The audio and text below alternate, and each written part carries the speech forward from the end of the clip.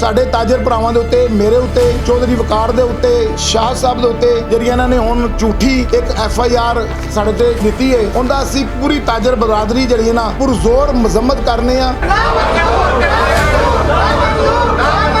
Street 7 ਬਾਜ਼ਾਰ ਦੇ ਵਿੱਚ ਜਿਹੜੀ ਸਾਡੇ ਤੇ FIR ਦਿੱਤੀ ਗਈ ਹੈ, ਉਹ ਅਸੀਂ ਇਹ ਕਹਿੰਦੇ ਸਾਡੇ ਤੇ ਕਿਸ ਕਾਨੂੰਨ ਦੇ ਤਹਿਤ FIR ਦਿੱਤੀ ਗਈ ਹੈ ਜੀ, ਕਿਸ ਆਇਨ ਦੇ ਤਹਿਤ ਦਿੱਤੀ ਗਈ ਹੈ। 1924 ਦਾ ਆਇਨ ਤੇ ਨਹੀਂ ਕਹਿੰਦਾ ਕਿ ਵੀ ਤੁਸੀਂ ਜਾ ਕੇ ਆਪਣੇ ਤਾਜਰਾਂ ਦੀਆਂ ਦੁਕਾਨਾਂ ਸੀਲ ਕਰੋ ਔਰ ਉਹਨਾਂ ਨੂੰ 30,000 ਰੁਪਇਆ ਤੁਸੀਂ ਜੁਰਮਾਨਾ ਕਰੋ, 20,000 ਰੁਪਇਆ ਜੁਰਮਾਨਾ ਕਰੋ, 15,000 ਰੁਪਇਆ ਜੁਰਮਾਨਾ ਕਰੋ। ਇਹ ਸਾਨੂੰ ਦੱਸਿਆ ਜਾਵੇ।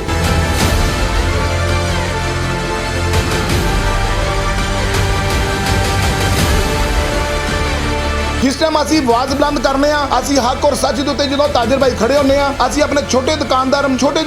ਨੇ ਸਾਡੇ, ਉਹਨਾਂ ਦੀ ਅਸੀਂ ਜਦੋਂ ਆਵਾਜ਼ ਮੰਨਨੇ ਆ ਉਸ ਟਾਈਮ ਇਹ ਸਾਡੇ ਉੱਤੇ ਫਿਰ ਪਰਚੇ ਦਿੰਦੇ ਨੇ, ਸਾਨੂੰ ਪ੍ਰੈਸ਼ਰਾਈਜ਼ ਕਰਦੇ ਨੇ। ਸਾਡੇ ਦਫ਼ਤਰ ਵਿੱਚ ਦਾਖਲੇ, ਕੰਟੋਨਮੈਂਟ ਬੋਰਡ ਦੇ ਦਫ਼ਤਰ ਵਿੱਚ ਸਾਡੇ ਦਾਖਲੇ ਬੰਦ ਕੀਤੇ ਜਾਂਦੇ ਹੈਗੇ ਨੇ। ਅਸੀਂ ਇਨਸ਼ਾਅੱਲਾ ਤਾਲਾ ਰੋਡਾਂ ਉੱਤੇ ਆਵਾਂਗੇ ਔਰ ਅਸੀਂ ਪੁਰਅਮਨ ਇhtਜਾਜ ਕਰਾਂਗੇ। ਇਹ ਕਹਿੰਦੇ ਨੇ ਜੀ ਸਾਨੂੰ ਮੁੱਠੀ ਸਾਡੀ ਗਰਮ ਕਰੋਗੇ, ਤੁਹਾਨੂੰ ਪੈਸਾ ਦੇਵੋਗੇ, ਤੁਹਾਡੇ ਮਾਮਲਾ ਚੱਲਣ ਦੇਵਾਂਗੇ, ਨਹੀਂ ਤਾਂ ਅਸੀਂ ਤੁਹਾਡੇ ਮਾਮਲਾ ਨਹੀਂ ਚੱਲਣ ਦੇਵਾਂਗੇ।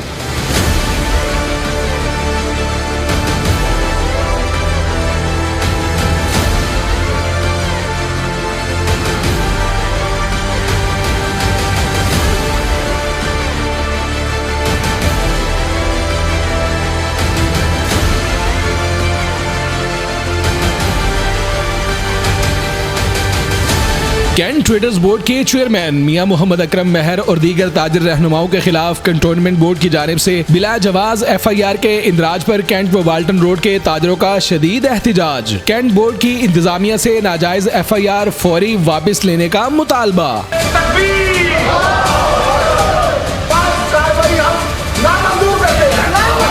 कैंट व वाल्टन ट्रेडर्स बोर्ड के ओहदेदारों का कैंट बोर्ड इंतजामिया से मार्केटों में बिला जवाज कार्रवाइयाँ करने वालों के खिलाफ फौरी कार्रवाई का भी मुतालबा। FIR और ताजरों के खिलाफ बिला जवाज कार्रवाइयाँ और जुर्माने बंद न किए गए तो कैंट की तमाम ताजर बरादरी सख्त एहतजाज पर मजबूर हो जाएगी। साडे प्रॉब्लम ਜਿਹੜੇ ਸਾਡੇ ਮਸਲੇ ਮਸੈਲ ਨੇ ਉਹ ਜੂ ਦੇ ਤੂੰ ਨੇ, ਉਹਨਾਂ ਦੇ ਕੋਈ ਰੋਸ਼ਨੀ ਨਹੀਂ ਪਾਈ ਗਈ ਔਰ ਇੱਥੋਂ ਤੱਕ ਕਿ ਵੀ ਜਿਹੜੇ ਸਾਡੇ ਪ੍ਰੋਬਲਮ ਸੀ ਅਸੀਂ ਉਹਨਾਂ ਨੂੰ ਹੱਕ ਔਰ ਸੱਚ ਦੇ ਉੱਤੇ ਉਹਨੂੰ ਜਦੋਂ ਬਿਆਨ ਕੀਤਾ, ਅਸੀਂ ਆਪਣੀ ਐਪਲੀਕੇਸ਼ਨਾਂ ਦਿੱਤੀਆਂ, ਅਸੀਂ ਉਹਨਾਂ ਨੂੰ ਨਮਾਇਆ ਕੀਤਾ, ਉਹਨਾਂ ਨੂੰ ਦੱਸਿਆ ਤਾਂ ਉਹਨਾਂ ਨੇ ਉਹਦਾ ਰਿਐਕਟ ਕੀ ਕੀਤਾ, ਬਜਾਏ ਸਾਡੇ ਤਾਜਰਾਂ ਦਾ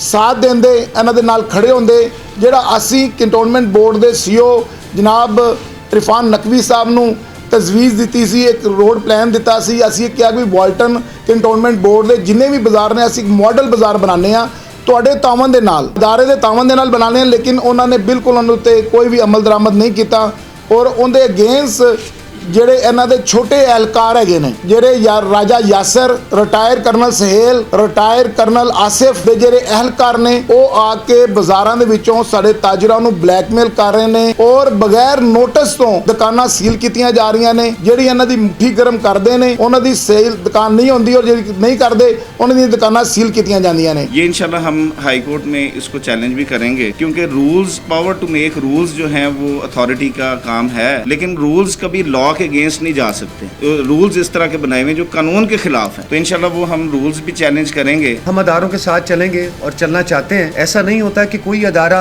आप अपना काम ढंग से और ठीक तरीके से ना करें, बल्कि आप लोगों को प्रेशराइज करें, उनके ऊपर FIRs दें, ताजरों को काम करने ना दें, उनकी दुकानों को सील करें, उनको तरह तरह की मुश्किलात को जो है उनके आगे बखेर दिया जाए। ऐसे मुल्क तरक्की नहीं करते और ऐसे ना ही अदारों की लोग और ताजर इज्जत कर पाएंगे। तो अगर आप कानून पे अमल दरामद कराना चाहते हैं तो फिर आप कानून, ऐसा नहीं होता कि एक बाजार के लिए कोई और कानून आपने लागू कर दिया, दूसरे बाजारों के लिए कोई और कानून लागू कर दिया। जो तो आपको मुट्ठी भर रहे हैं, आपको पैसे दे रहे हैं, आपके साथ कॉम्प्रोमाइज कर रहे हैं, आप उनको जो है ना दुकानें खोलने की भी इजाजत दे रहे हैं, उनके लिए टाइम लिमिट्स भी कोई नहीं है। तो आपसे जो है ना अपना हक मांगने की बात करते हैं तो आप उनके ऊपर 10-12 बंदे लेके तो डंडे सोटे लेके चढ़ जाते हैं और फिर उल्टा FIR भी उन्हीं ताजरान के ऊपर कर देते हैं। ताजरान को यहाँ तो जो ना एक दफ़ा खड़ा करके गोली मार दें। जो इन्होंने FIR थाना फैक्ट्री एरिया में करवाई है तो हम इसकी पुरज़ोर मजम्मत करते हैं कि ये ताजरों का मामलात हैं उसमें इतना जो है वो इनको नहीं होना चाहिए कि इतनी खराबियाँ पैदा नहीं करनी चाहिए जितनी कंटोनमेंट बोर्ड का अमला पिछले कुछ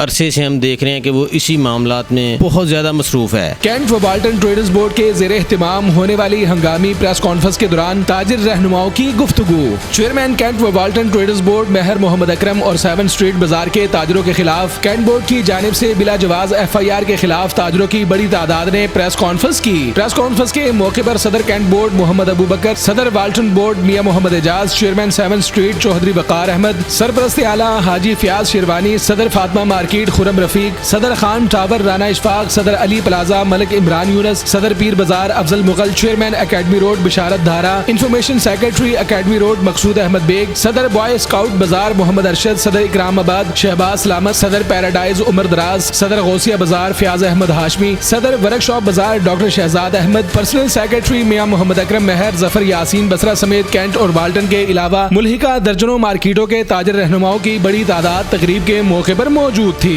तकरीब के मौके पर ताजर रहनुमाओं का कहना था कि कैंट बोर्ड की जानिब से नाजायज जुर्माने फौरी तौर पर खत्म किए जाए, जबकि ताजरों के कारोबार की बंदिश का सिलसिला फौरी खत्म किया जाना चाहिए।